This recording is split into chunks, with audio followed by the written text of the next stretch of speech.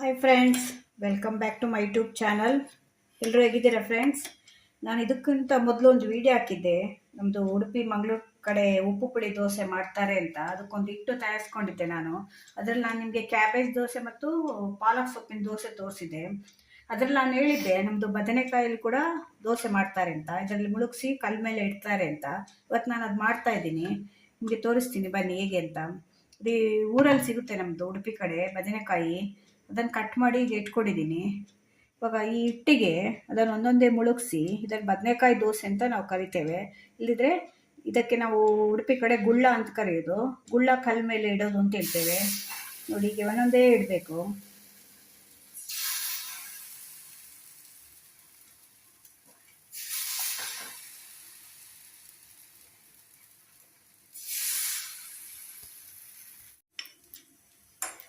ನೋಡಿ, ಈ ರೀತಿ ಆ ಹಿಟ್ಟಲ್ಲಿ ಮುಳುಗಿಸಿ ಒಂದೊಂದೇ ಕಲ್ ಮೇಲೆ ಇಟ್ಟಿದ್ದೇನೆ.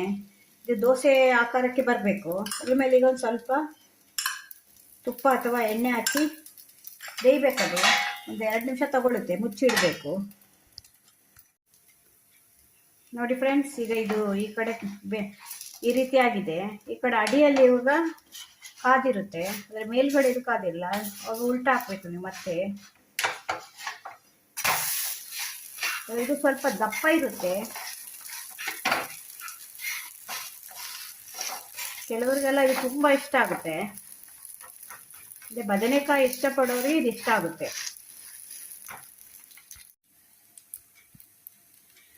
ನೋಡಿ ಫ್ರೆಂಡ್ಸ್, ಈಗ ರೆಡಿಯಾಗಿದೆ ಬದನೆಕಾಯಿ ದೋಸೆ. ರೆಡಿ, ರುಚಿಯಾದ ಬದನೆಕಾಯಿ ದೋಸೆ ನೋಡಿ ಈಗ ಬರುತ್ತೆ. ಇದನ್ನು ಕಟ್ ಮಾಡ್ಕೊಳ್ಬೇಕಾದ್ರೆ ಈಗ ಕಟ್ ಮಾಡ್ಕೊಂಡು ಕೂಡ ತಿನ್ಬೋದು, ಇಲ್ಲಾಂದರೆ ಹಾಗೆ ತಿನ್ಬೋದು. ತುಪ್ಪದ ಜೊತೆ ತಿನ್ಬೋದು, ಚಟ್ನಿ ಜೊತೆ ತಿನ್ಬೋದು, ಇಲ್ಲಾಂದರೆ ಬರೀ ಹಾಗೆ ಕೂಡ ತಿನ್ಬೋದು. ಈಗ ಇನ್ನೊಂದು ಹಾಕಿ ತೋರಿಸ್ತೇನೆ ನೋಡಿ. ಈಗ ಒಂದು ಸಣ್ಣದು ಹಾಕ್ತೇನೆ.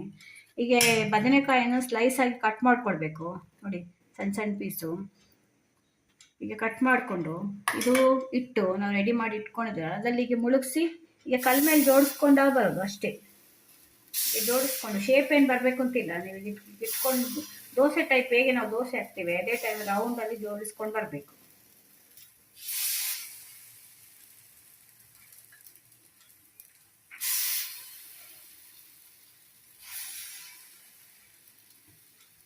ಯಾರಿಗೆಲ್ಲ ಬದನೆಕಾಯಿ ಇಷ್ಟ ಇದೆ ಅವ್ರಿಗೆಲ್ಲ ಇದು ತುಂಬ ಇಷ್ಟ ಆಗುತ್ತೆ.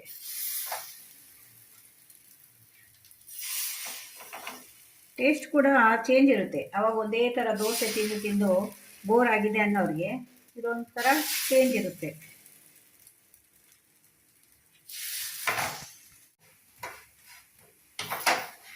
ನೋಡಿ, ಇವಾಗ ಇನ್ನೊಂದು ದೋಸೆ ರೆಡಿಯಾಗಿದೆ. ಬಿಸಿ ಬಿಸಿಯಾದ ರುಚಿಯಾದ ಬದನೆಕಾಯಿ ದೋಸೆ ರೆಡಿ. ನಿಮ್ಗೆ ಯಾರಿಗಾದ್ರೂ ಇಂಟ್ರೆಸ್ಟ್ ಇದ್ದರೆ, ಅದು ಇಷ್ಟ ಆಗಿದ್ರೆ ವಿಡಿಯೋ ಮನೇಲಿ ಒಂದ್ಸಲ ಟ್ರೈ ಮಾಡಿ ನೋಡಿ ಫ್ರೆಂಡ್ಸ್. ಹೀಗೆ ಹೊಸ ರುಚಿಯನ್ನು ತಗೊಂಡು ಇನ್ನೊಂದು ವಿಡಿಯೋ ತಗೊಂಡು ಮತ್ತೆ ಬರ್ತೀನಿ. Bye friends.